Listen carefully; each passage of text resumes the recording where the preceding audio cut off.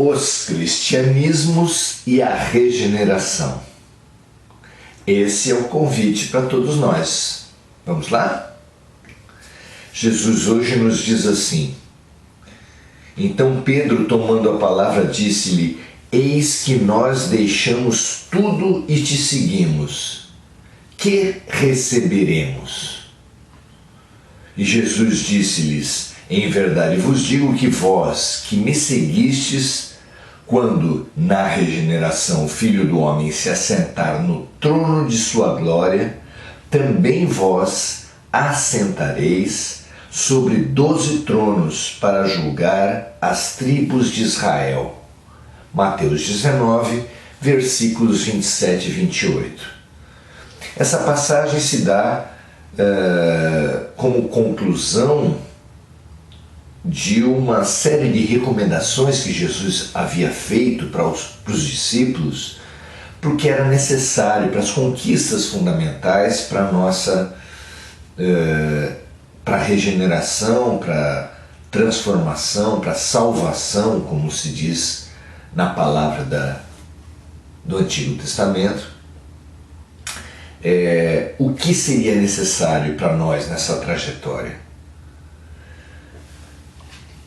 Surge como grande símbolo dessa salvação, dessa libertação, aquele momento em que um povo saiu da escravidão sob a liderança de Moisés rumo à Terra Prometida. Se nós fizermos esse paralelo, tudo à nossa volta pode se revelar Egito. Afinal, a grande civilização egípcia, já então em plena decadência, pela saída dos grandes emissários, dos grandes luminares, das grandes inteligências que vieram deportadas de Capela e que, faltando pouco para sua autotransformação, em poucos milênios foram capazes de retornar à sua pátria universal. Essa civilização já ficava vazia, ficava como uma casa da qual seus moradores saíram. Uma casa vazia, uma cidade fantasma, um país deserto. As grandes pirâmides daquele tempo falavam de uma grande civilização, assim como o cristianismo de hoje fala de Paulo, João, Pedro, mas são apenas a carcaça, a alma das pirâmides, a alma do cristianismo se perdeu. E as cidades fantasmas e os países fantasmas e as religiões fantasmas permanecem aí. Tudo à nossa volta é pirâmide vazia, porque também as ciências e a filosofia há muito deixaram de ecoar Sócrates, ecoar os grandes sábios. Mercantilizadas ciência e religião, assim como filosofia e todos os outros caminhos, como a arte, tudo se reduziu ao ego e à matéria. Então, são Egito.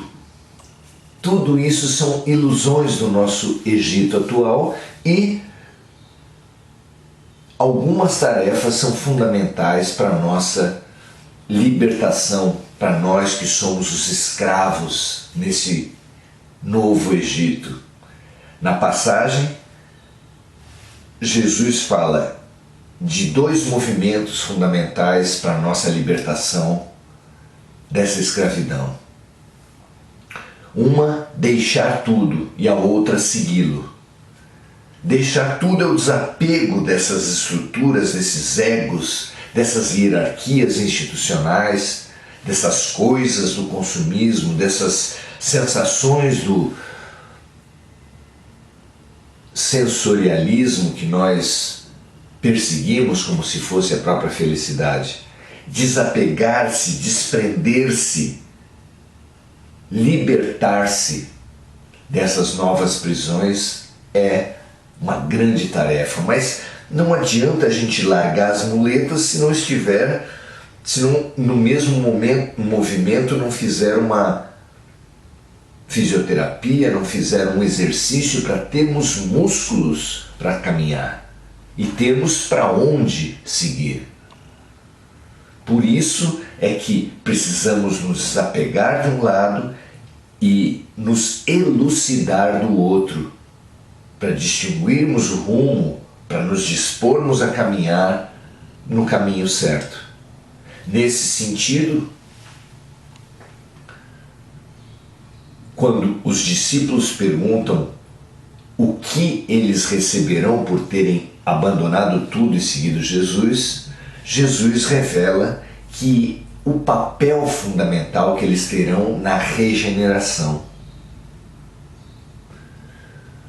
Realmente essa massa que agora existe, amplamente minoritária, mas essa massa sólida de pessoas que buscam a sua própria transformação, precisa de um rumo, precisa de um Moisés para atravessar o seu próprio deserto, já que nós nos sentimos tão solitários no meio de uma humanidade com tantas prioridades, para caminhar no fundo do mar, como nós precisamos caminhar no fundo, nas profundidades do ser, no espírito,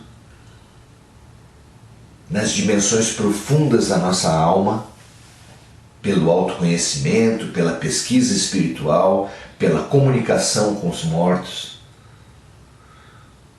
Esses novos caminhos para os quais nós estamos sendo convidados. Nós encontramos na trajetória do povo de Deus, do Egito até a Jerusalém prometida, até a Terra Santa, nós encontramos nisso diversos símbolos da nossa própria caminhada. O desapego, a lucidez, o autoconhecimento e, mais tarde,